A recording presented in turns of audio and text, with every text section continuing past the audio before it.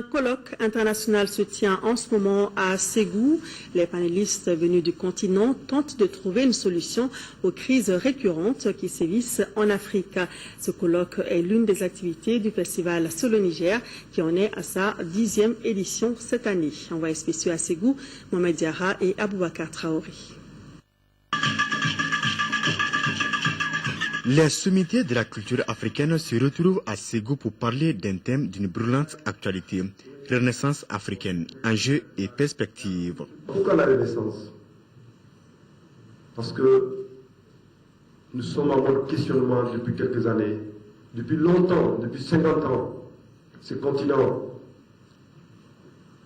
qui a un tiers des réserves mondiales, qui a des intellectuels, qui a des penseurs, qui a des grands hommes. Pourquoi nous n'arrivons pas à faire décoller notre continent?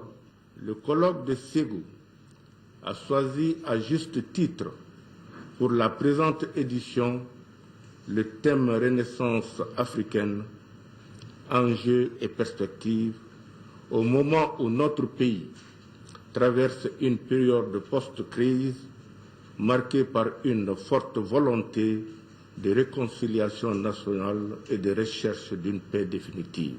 Pour la renaissance de l'Afrique, les panélistes ont leur vision. Ils estiment que les dirigeants africains doivent prendre leurs responsabilités.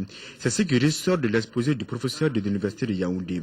La communication de Célestin Tagou a porté sur le lien entre renaissance africaine et gestion politique des conflits. Ce qui fait problème, c'est selon moi le contrôle du pouvoir central. Il y a une difficulté pour nous d'articuler de manière satisfaisante pour tout le monde la redistribution des ressources entre les centres et les périphériques, que ce soit les ressources économiques, politiques ou les contrats. Les potentialités, l'Afrique en dispose et la preuve, le continent enregistre la plus forte croissance économique dans le monde. C'est pourquoi l'ancien ambassadeur Abdoulaye Diop a la conviction que cette renaissance est possible. Il y a quand même des croissances à deux chiffres. Certains pays dépassent 12% de croissance sur le continent pendant que l'Europe et l'Amérique sont vraiment en récession. Donc en même temps, je pense que ça présente une grande opportunité. L'Afrique a la population la plus jeune sur le continent.